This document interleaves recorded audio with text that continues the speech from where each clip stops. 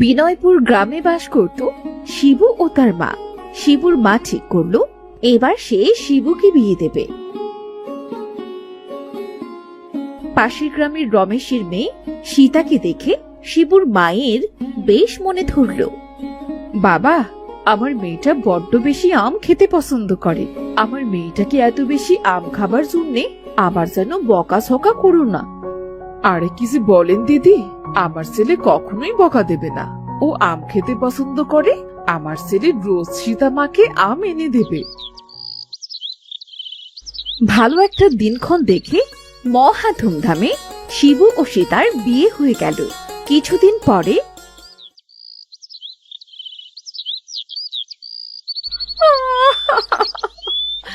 আমার আজই আম চাই।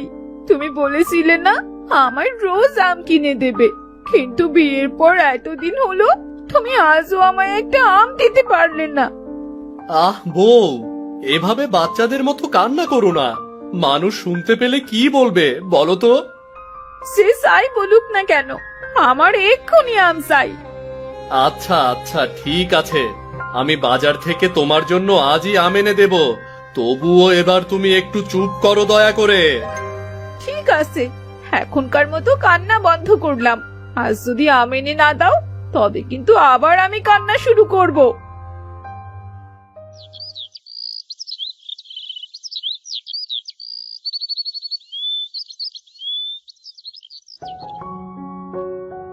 সেদিন শিবু হাট থেকে অনেকগুলো আম কিনে এনে সীতার কাছে দিল।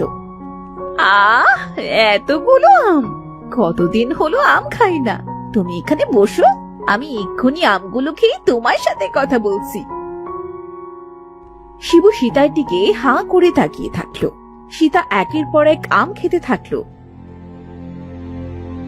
একটু পর শিবুর মা সেখানে এলো। শিবু, বাবা শিবু, তোরা যে এখানেই বসে আছিস, আমি তোকে সে কখন থেকে ডাকছি। হাট থেকে যে আমগুলো নিয়ে এলি তা কই, দে তো একটা। পাশের বাড়ির মেয়েটা আমের শুনলে খুব কাঁদছে। ইয়ে মানে মা, মানে মানে করছিস কেন? আমি তো একটা আমই চেয়েছি, দে না, তাড়াতাড়ি একটা আম দে। মা, সীতা সব আম খেয়ে ফেলেছে, একটা আমও আর নেই। মা, কি করব বলুন? আমার আম খেতে খুব ইচ্ছে করছিল, তাই তো সব আম খেয়ে নিয়েছি। আপনার ছেলেকে আজ আবার আনতে বলবো। কমলা সীতার দিকে তাকিয়ে অবাক হয়ে যায়। সব যখন খেয়েই ফেলেছো তখন আর কি করা? আচ্ছা, তাহলে আমি ওদের বলে দিয়ে আসি যে আমাদের বাড়ি কোনো আম নেই।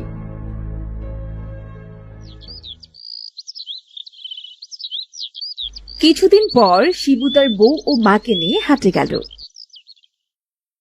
হাটে এক জায়গায় আম বিক্রি হচ্ছিল। সীতা আম দেখতে পেয়ে শিবুর কাছে বায়না ধরলো আম খাবে। ওগো ওগো, ওই দেখো কত সুন্দর সুন্দর আম বিক্রি হচ্ছে। চলো না গো, আমায় কিছু আম কিনে দাও, আমি আম খাবো। চল বাবা, বৌমা যখন এত করে বলছি, ওকে কিছু আম খাইয়ে আনি। কাকু, আম দিন তো 2 কেজি। কি 2 কেজি 2 কেজি বলছো? আম কাকু, আপনার এখানে কত কেজি আম আছে? সব আম তো প্রায় বিক্রি হয়ে গেছে, তারপরেও এখানে কেজি 10 আম তো হবেই। আচ্ছা ঠিক আছে, আমি আম খেতে থাকি। সব আম আমিই খাবো, আপনার মাপা লাগবে না কাকু। আচ্ছা মা, ঠিক আছে, তুমি খাও। দেখে শুনে কেমন বউ ঘরে আনলাম বাবা। সবাই কেমন হাঁ করে তাকিয়ে দেখছে দেখ। সবাই তো ওকে রাক্ষস ভাববে। এখন আর কিছুই করার নেই মা, চুপচাপ দেখো। আহ, আমগুলো খেতে ভীষণ মজা। কাকু, আরো দিন, আমায় আরো কিছু আম দিন। কি আম পাগল বউরে বাবা, দেখ না, দেখ কেমন রাক্ষসের মতো আম খাচ্ছে। আমাদের শিবু শেষে কিনা এমন রাক্ষস বউ বিয়ে করে আনলো। সব শেষ। ওগো, এবার চলো বাড়ি ফিরে চলো। এভাবে আরো কিছুদিন কেটে গেল। একদিন সকালে শিবু কাজের উদ্দেশ্যে বাড়ি থেকে বের হচ্ছিল। তখন সীতা এসে শিবুকে বলল, ওগো শুনছো, কাজে বের হলে বুঝি? কেন, কিছু বলবে নাকি? 5-6 দিন হয়ে গেল, একদিনও আমাকে আম এনে দাওনি। বলিয়া আসার সময় কিন্তু আমার জন্য আম কিনে আনবে। হাটে প্রায় আম শেষ, আমের তো খুব দাম। আর কোনো আমটাম হবে না। বাড়িতে ভাত আছে, সব সময় ভাত খাও। দরকার হলে ভাতের পাতিল গলায় বেঁধে রাখো তুমি। আমার আম চাই চাই, তুমি আমায় যেখান থেকে হোক সেভাবেই হোক আম এনে দেবে। বৌমা, বৌমা কি শুরু করেছো তুমি? তোমার এই আম খাবার কথা আশপাশের সবাই জেনে গেছে। এত আম খাওয়া শরীরের জন্য ভালো নয় বৌমা। এবছর আর কোনো আম খাওয়া হবে না তোমার। খোকা, যা, এবার কাজে যা। এবছর আম খাওয়া হবে না মানে কি? আম তো আমায় খেতেই হবে। শুনেছি পাশেই মতিনের আম বাগান, প্রতিদিন দুপুরে গোসল করার নাম করে সেখান থেকে আমি আম চুরি করে খেয়ে আসবো। দেখি আমায় কে ঠেকায়। সেদিন দুপুরে সীতা তাদের বাড়ির পাশে আম বাগানে গেল আম খেতে। ও মা, এত আম! উনি তো বললো হাটে প্রায় আম শেষ। তাহলে এই গাছে কি করে এত আম এলো? আমায় আম না খেতে দেবার সত্য বাহানা। এখন তো আমি পেট ভরে আম খাবো।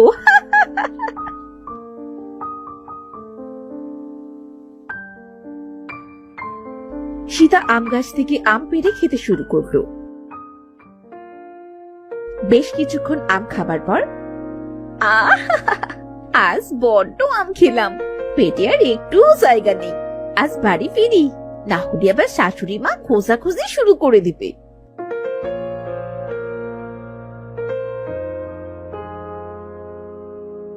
এই যে বৌমা, এত সময় কোথায় ছিলে? ছেলেটা আমার সে কখন থেকে বাড়ি এসেছে, সে খেয়াল আছে কি তোমার? মানে পুকুরে গোসল করতে গিয়েছিলাম মা। ঠিক আছে বৌমা, খোকাকে খাবার দাও আগে, তারপরে গোসল করো।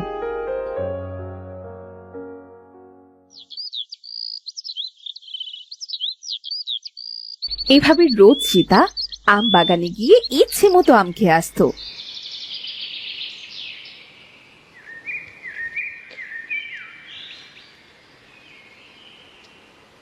আম বাগানে বাস করত এক পেতনি। ওই পেতনিটির ভয়ে আম বাগানে যাবার কেউ সাহস করত না, কেউ আমও পাড়তে যেত না। কিন্তু সীতা ওই গ্রামে নতুন হওয়ায় সে এসব কথা জানতো না।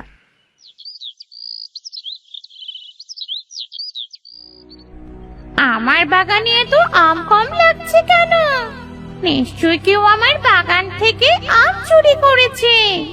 কার এত বড় সাহস আমার বাগান থেকে আম পেড়ে খায়? আমি কাল থেকে আর শিকারে যাব না। আম বাগানটি চোখে চোখে রেখে দেখবো কে আমার বাগানের আম চুরি করে খায়। পরদিন সীতা একই সময় আম বাগানে চলে এলো। উফ, আজ একটু দেরি হয়ে গেল। সংসারের এত কাজ করে তারপর চুরি করে আম খেতে আসতে হয়। কি কাজ রে বাবা, এটাও তো একটা কাজ নাকি? যদি পেতনি হতাম তবে আরো কত মজা হতো। সারাদিন গাছে গাছে ঘুরে ঘুরে আম খেয়ে বেড়াতাম। ও তুই, তাহলে তুই রোজ আমার আম বাগান থেকে আম চুরি করে খাস? আমার পেতনি হবার শখ করেছে তোর না? দাঁড়া, আজ তোর কি হাল করি বাড়ি গিয়ে বুঝতে পারবি।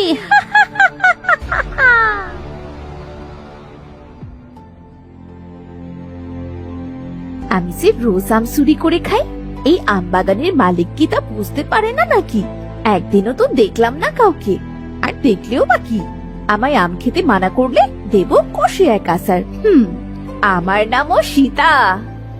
কি সাহস রে বাবা, আমায় কিনা আছাড় মারার কথা বলে? তবে রে, আমিও পেতনির পেতনি। তোর এমন দশা করব, জীবনে আম খাবার কথা ভুলে যাবি। অনেক আম খেলাম, এবার যাই, বাড়ি ফিরে যাই, না হলে শাশুড়ি আবার খিটমিট শুরু করবে। সেদিন রাতে সবাই যখন ঘুমিয়ে পড়ল, হঠাৎ করে সীতার ঘুম ভেঙে গেল। ওহ ওহ, পেটের ভেতরটা কেমন মোচড় দিয়ে উঠলো। এদিকে ঘুমও পাচ্ছে খুব। মনে হয় অনেক বেশি আম খাবার জন্যই এমন হচ্ছে।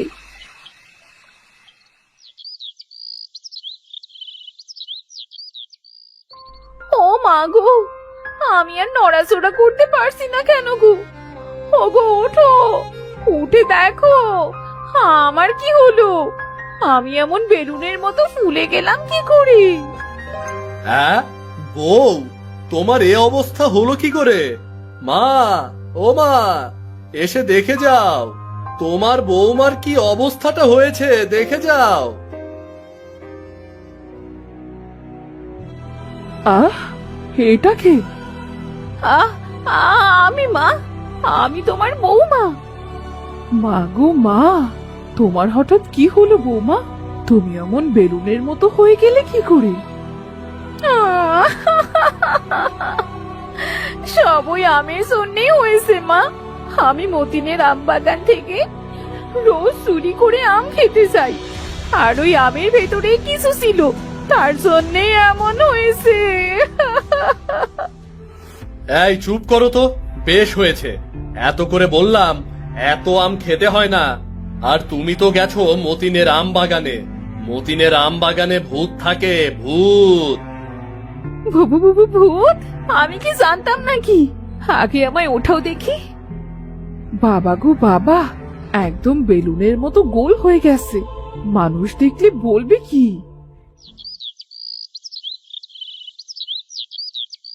সেদিন সীতা বেলতলার কলে জল নিতে গেলে মানুষ তাকে দেখে হাসতে শুরু করলো।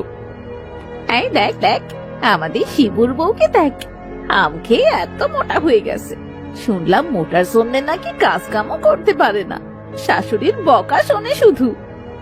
আমরা তো সেই বিয়ের দিন থেকেই শুনে আসছি, এই বউ একটা আম পাগল বউ, আম খেতে খুব ভালোবাসে, তাই ওর অবস্থা এমন হয়েছে। এভাবে 2 দিন কেটে গেল। সীতা কাঁদতে শুরু করলো।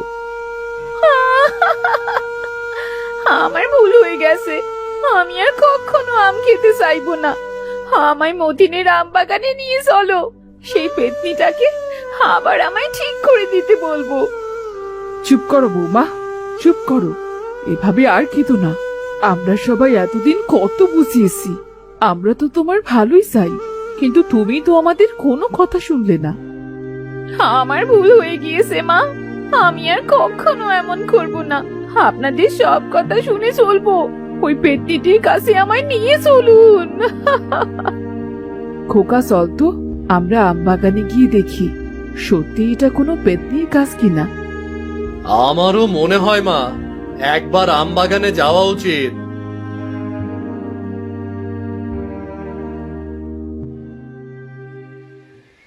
তারা সবাই মিলে আম বাগানে গিয়ে দেখলো একটা পেতনি পা ঝুলিয়ে আম গাছের ডালে বসে খিটখিটিয়ে হাসছে।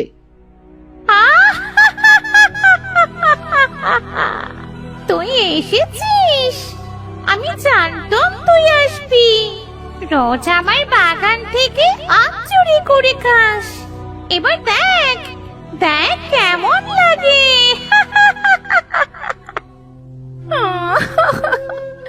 আমায় ক্ষমা করো পেতনি দিদি, আমার বড্ড ভুল হয়ে গেছে।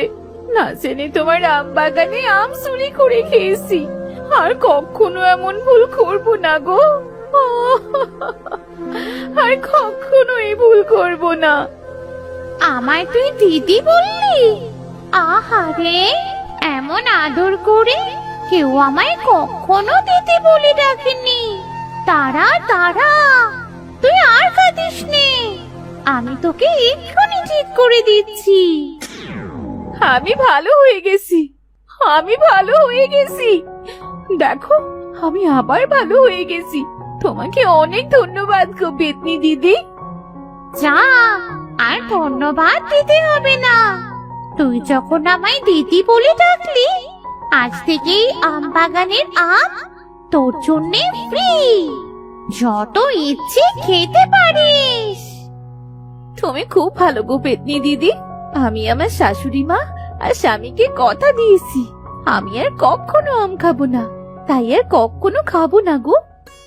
আচ্ছা ঠিক আছে, না খেলে কি আর করা, যদি কখনো দু একটা খেতে মন চায় তো খেয়ে যাস আর কি। চলো বৌমা, এবার বাড়ি ফিরে চলো।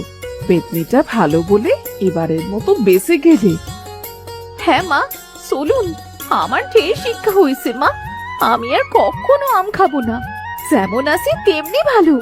বাবা গো বাবা, কত বড় বাসা বেঁচে গেলাম।